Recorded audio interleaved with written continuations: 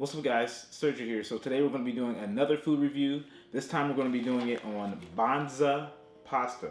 So Banza pasta is something I haven't heard before, but somebody recommended that I should try it. So what makes this pasta so great is that it's made out of chickpeas.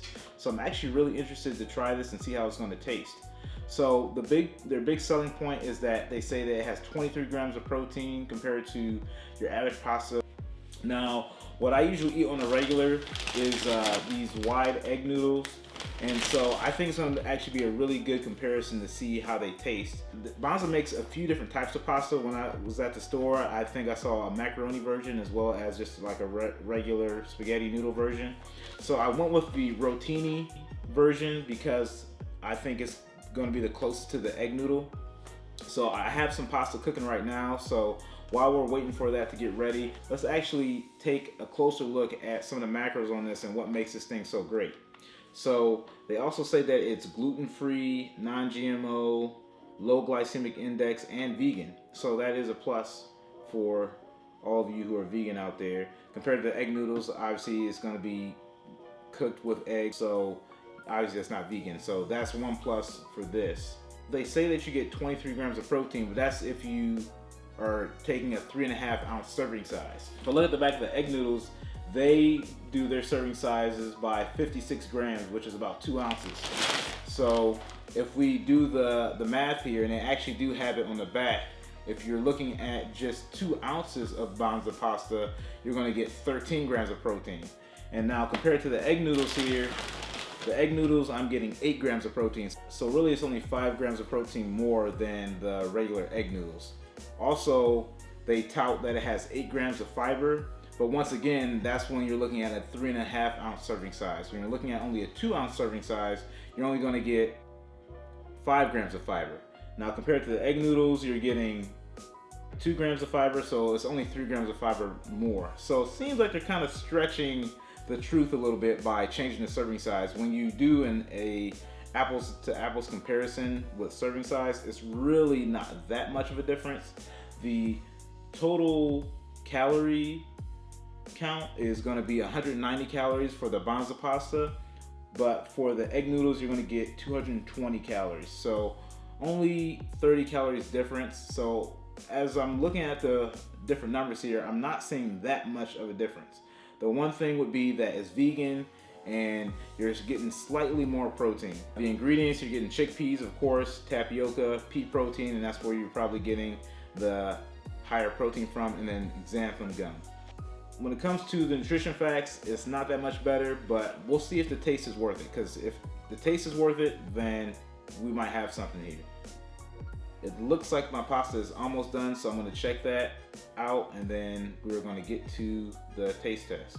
Alright guys, we are back. So I have my pasta here. So one thing that I'll say that I found very interesting is while I was boiling it, it had a lot of residue that was building up. I don't know if that's the right word, but I don't know if you guys know, like when you boil rice and like all of the residue from the rice kind of cooks up and it's kind of really foamy and frothy looking.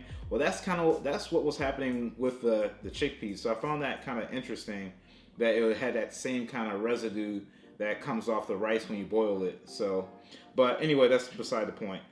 So we have our noodles here.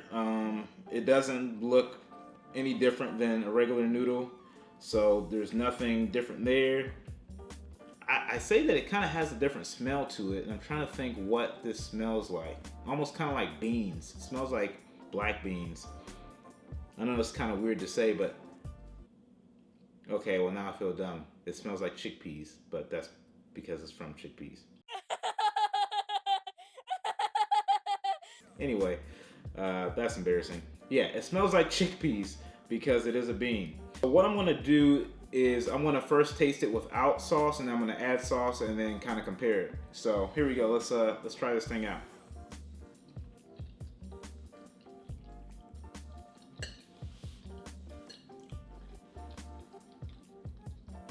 Okay, this tastes interesting.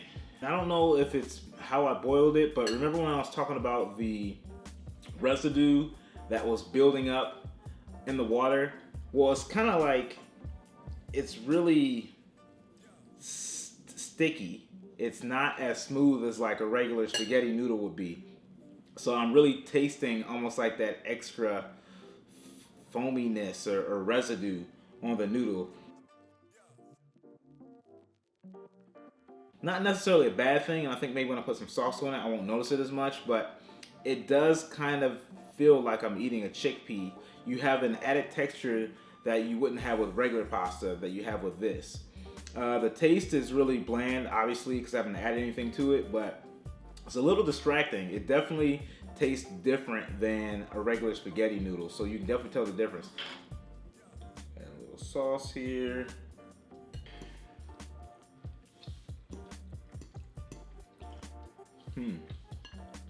When I added tomato sauce to it, it kind of masks some of that residue texture, that chalkiness, but it's still there and I still notice it. It tastes like I added powder to my spaghetti sauce. It's like I dumped a bunch of bland powder inside of my spaghetti. That's what it tastes like. So I think that's just the residue from the chickpeas and the consistency of it, and that's what I'm tasting. So I think if you're a texture person, you're not really gonna like that change.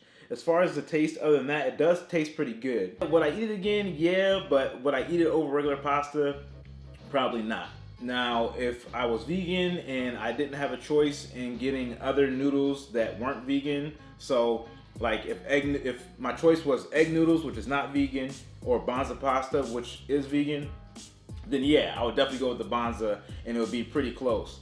But if I can get spaghetti and I'm not worried about it having gluten in it and stuff like that, then I'm gonna go with the spaghetti. So good idea, and it's very comparable, and it might help people who are in specific situations, but I'm still gonna stick with regular pasta. So that's gonna be it for this review. Hopefully you guys did enjoy the video. I encourage you guys to go check out Banza pasta and try the different varieties and see if it's something that you like. So that's going to be it for this video. If you did like it, please give it a thumbs up. If you've not subscribed to my channel yet, please go ahead and subscribe. And I'll see you guys next time.